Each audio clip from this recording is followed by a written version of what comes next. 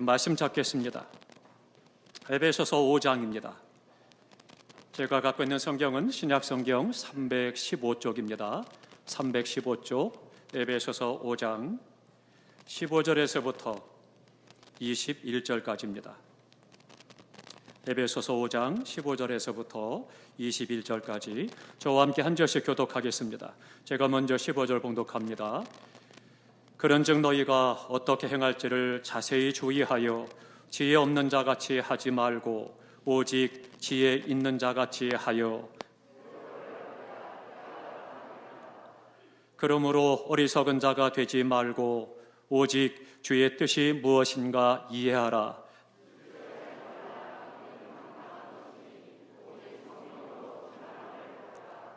시와 찬송과 신령한 노래들로 서로 화답하며 너희의 마음으로 주께 노래하며 찬송하며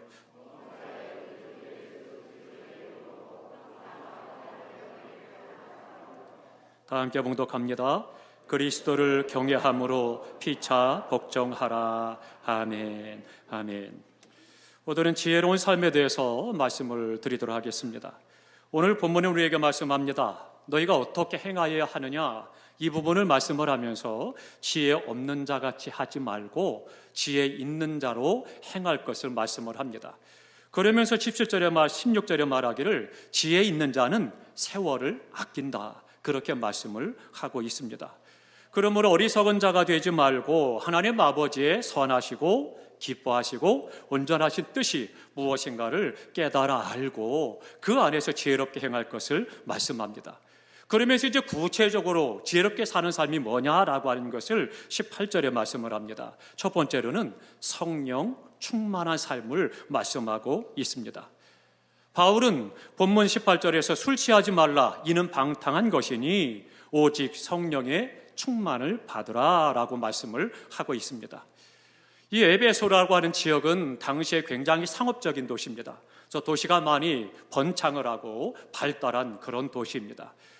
그렇게 발달하고 돈이 많고 융성한 것은 좋았는데 문제는 그 도시가 돈이 많고 발달하다 보니까 방탕한 도시였다라고 하는 것이 문제가 됩니다.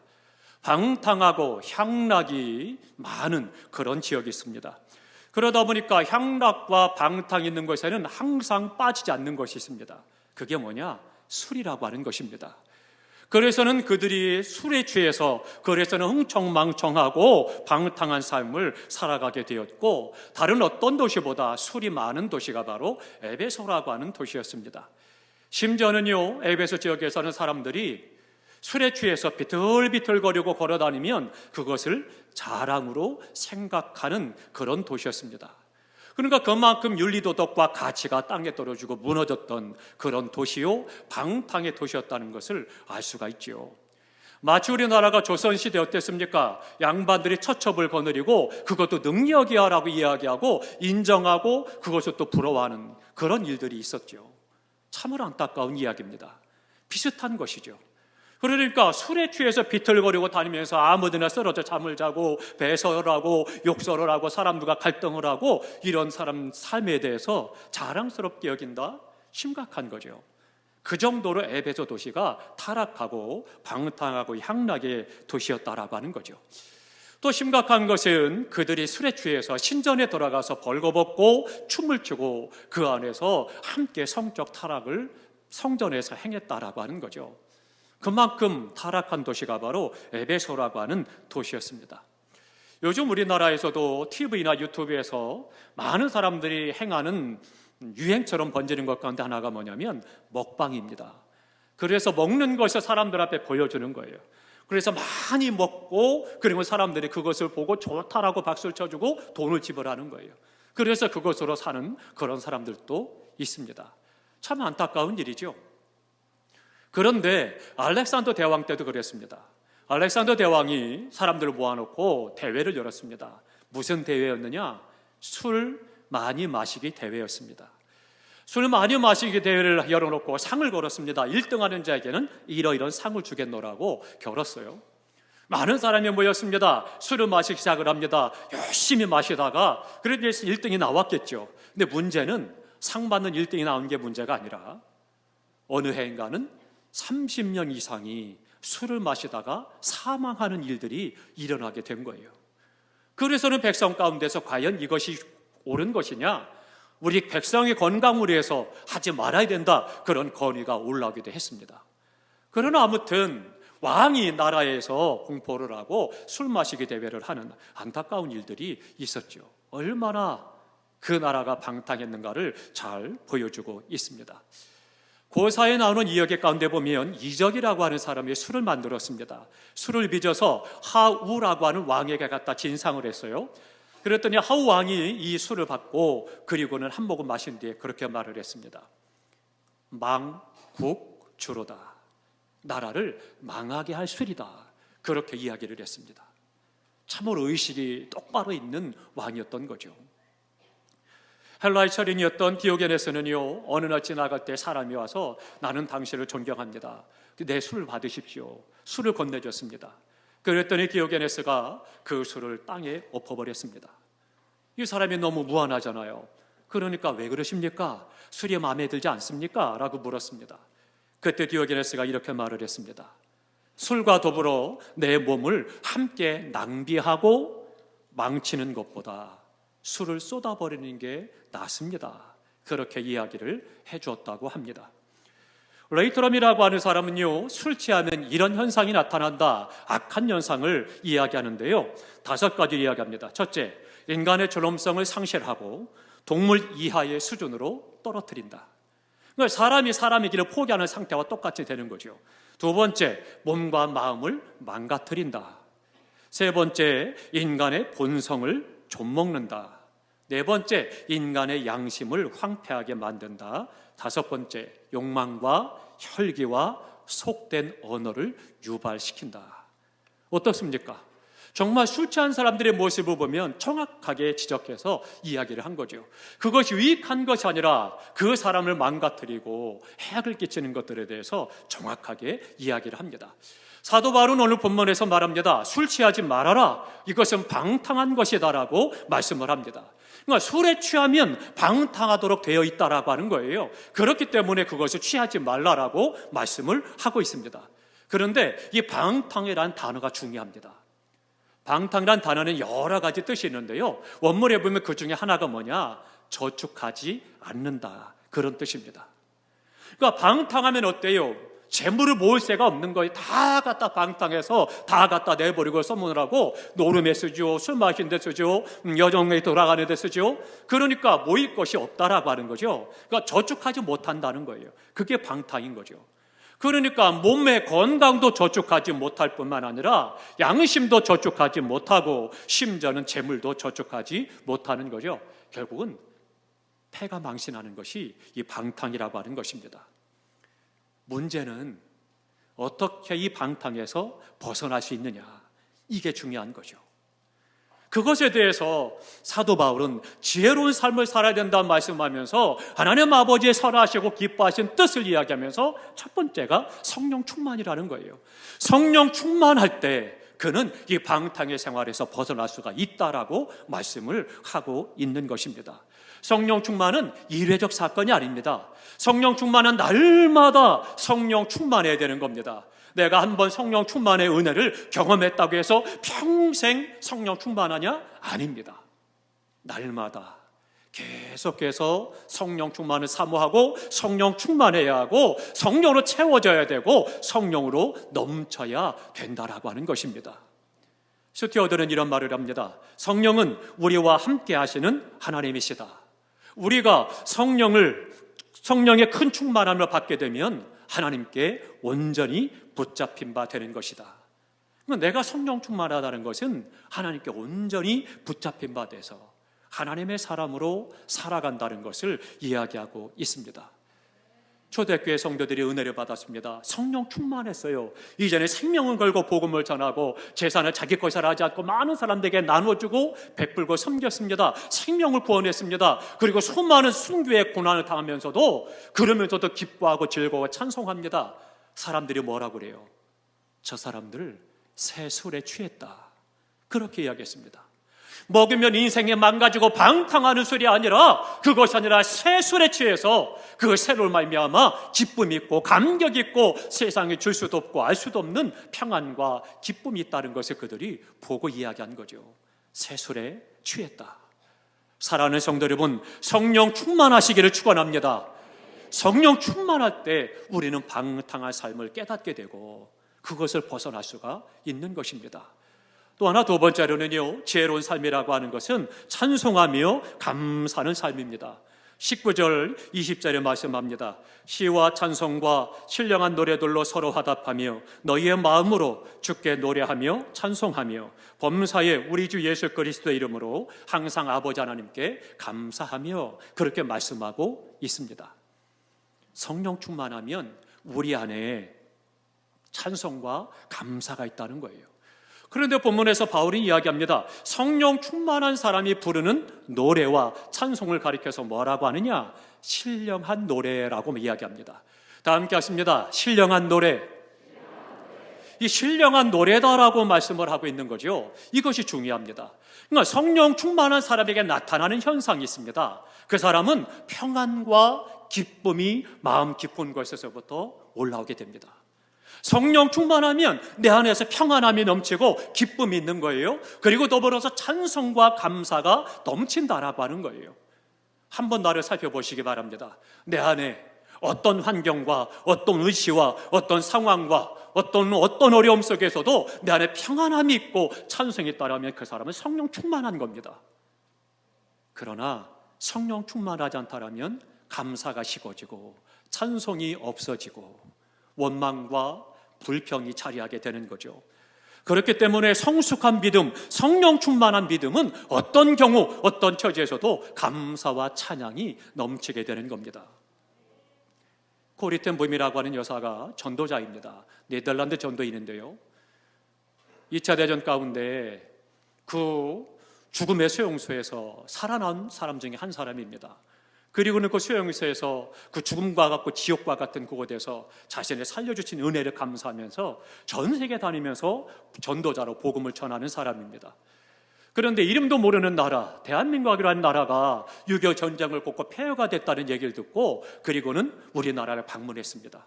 전도해서 생명을 구원하기 위해서 찾아온 거죠. 낮에는 거리를 다니면서 사람들에게 가가오 방문해서 전도를 합니다. 축구 전도를 해요. 그리고 저녁에는 사람들을 모아서 집회를 합니다. 어느 날인가는 나가서 사람들에게 복음을 전하러 집집마다 다닙니다. 근데 어디선가 찬송 소리가 들려오는 거예요. 그 찬송 소리가 찬송가 438장이었습니다. 내 영혼이 은총 입어 중한죄짐 벗고 보니 슬픔 많은 이 세상도 천국으로 화하도다. 할렐루야 찬양하세. 내 모든 죄 사함 받고 주 예수와 동행하니 그 어디나 하늘나라. 우리 말을 알지 못하지만 이 곡절을 알기 때문에 무슨 찬송인가를 알았던 거예요. 그런데 그 찬양 소리가 정말 천상의 소리와 같이 들려오고 심령에 평안함이 넘치는 거예요.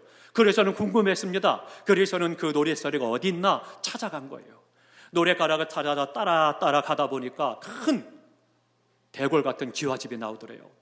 근데 처음 보고 정말 멋있는 기와집 앞에 서서는 넋을 놓고 입을 벌려가면서 야, 이런 집이라면 정말 천국과 같겠다. 그렇게 한참 넋을 놓고 바라봤다고 그래요. 그런데 가만히 있다 보니까 그 집에서 나는 찬송이 아니더라는 거예요. 그래서 이상하다. 그리고는 집에 쭉 돌아가 보니까 옆으로 가보니까 그 집의 높은 축대 그 옆에다가 천막을 쳐서 가만히로 문을 만든 그 천막 속에서 소리가 나더라는 거예요. 그래서는 도대체 누가 이런 천막 속에서 천국을 누리는가? 그래서는 거적을 쭉 열어보니까 한 여인이 무릎을 꿇고 손을 들고 찬양을 하는데 내 영혼이 은총 입어 찬양하는데 그 모습이 얼굴이 환하고 집도 없지만 초막이지만 그러나 천국이다라고 찬송을 하는데 정말로 이 땅에서 내가 천국을 보았습니다. 그것을 이 코리 텐 붐이 깨달았습니다. 그래서는 전 세계 다닐 때마다 한국의 전쟁의 폐허 속에서 나는 천국을 보았습니다. 그러면서 간증을 한다는 거예요. 우리 찬송가 438장 우리 다 함께 찬양하겠습니다. 이 시간 내 심령에 천국이 이루어지게 하소서. 내 가슴에 서두른껏 찬양합니다.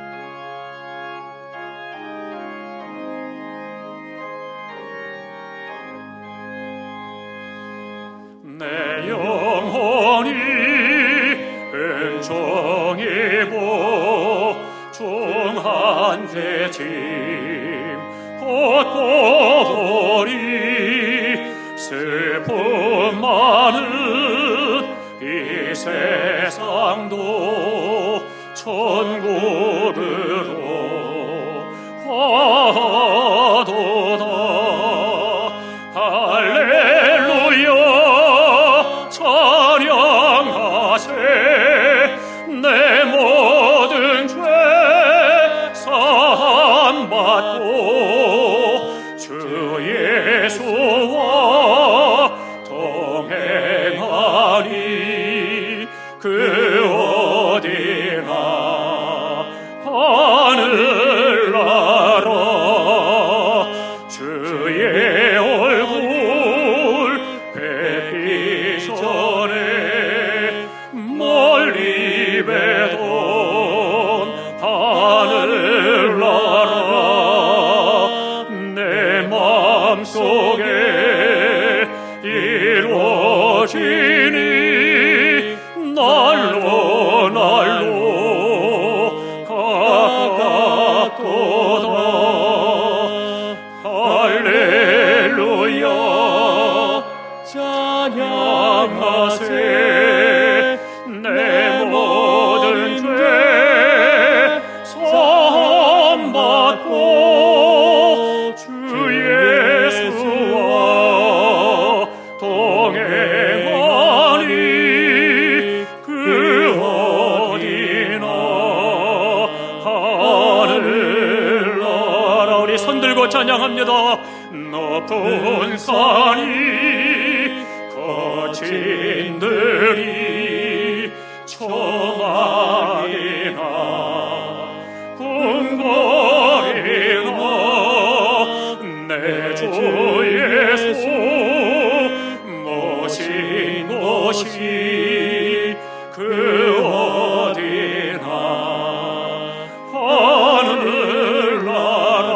아멘. 할렐루야 찬양하세.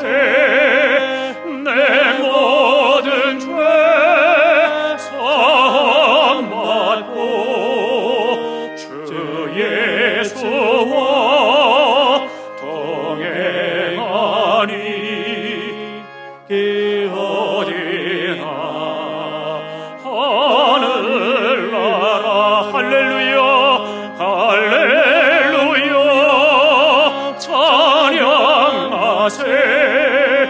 내 모든 죄 사함받고 주 예수와 동행하니 그 어디나 하늘나라.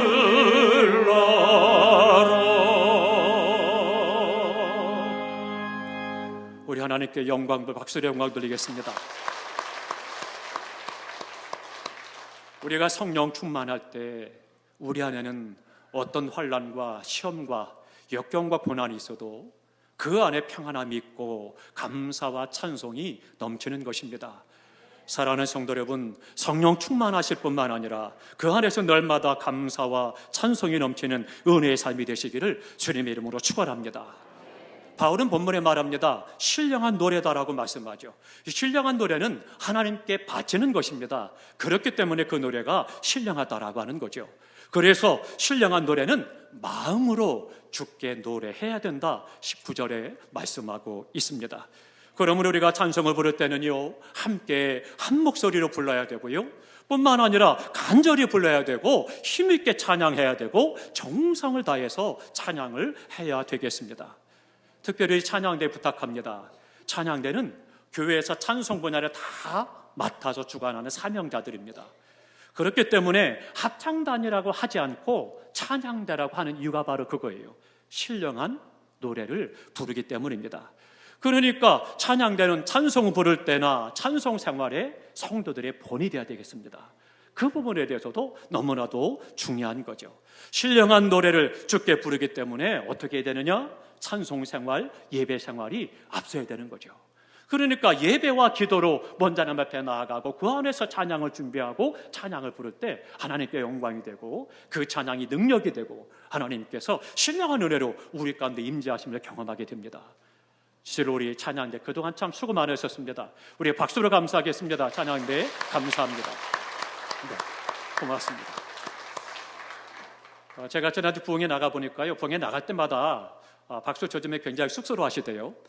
박수를 받을 때는 일어나서서 인사하시는 겁니다. 우리 찬양대 다시 한번 박수로 감사하겠습니다. 수고 많으셨습니다. 감사합니다. 주님의 이름으로 축복합니다. 찬양은 신령한 노래를 부르기 때문에 우리가 하나님 앞에 기도 생활이 우선돼야 되고요, 예배 생활이 힘써야 됩니다. 그렇기 때문에 연주자 이전에 찬송자가 돼야 한다라고 하는 거죠. 신령한 사역자라고 하는 것을 인식하시고 성실하게 준비해야 될 것입니다. 뿐만 아니라 우리가 옷차림도 또 몸가짐도 하나님 앞에 다시 한번 단정하게 해야 될 것입니다. 사랑하는 성도 여러분, 신령한 노래와 감사가 넘치는 지혜로운 성도의 삶이 되시기를 주님의 이름으로 축원합니다. 마지막 또 하나 세 번째로는요, 피차 복종하라 그렇게 말씀하고 있습니다. 21절에 말씀하죠. 그리스도를 경외함으로 피차 복종하라 그렇게 말씀하고 있습니다. 이 말씀의 뜻은 너희가 주님을 경외하는 사람들이라면 당연히 너희들끼리도 서로가 복종해야 된다, 그것을 말씀해 주고 있습니다. 요즘 우리 사회에 심각한 문제들이 많죠. 어디 하나 마음 둘 곳이 없고 참 힘들고 어려운 때를 지나가고 있습니다. 특별히 또 근로자들과 또 사주들과의 관계 속에서 많은 일들을 겪으면서 마음이 아플 때가 참 많이 있습니다. 근데 기업 없이 근로자가 있을 수 없고 근로자의 땀과 피가 없이는 결코 기업도 성공할 수 없는 거죠. 그러니까 서로가 공생해야 되는 겁니다. 서로가 서로를 인정하고 서로가 서로에 대해서 복종함으로 행하는 것이 필요하다, 그렇게 성경은 우리에게 또한 말씀하고 있습니다. 그래서 서로 인정하라, 서로 복종하라 그렇게 말씀을 하고 있습니다.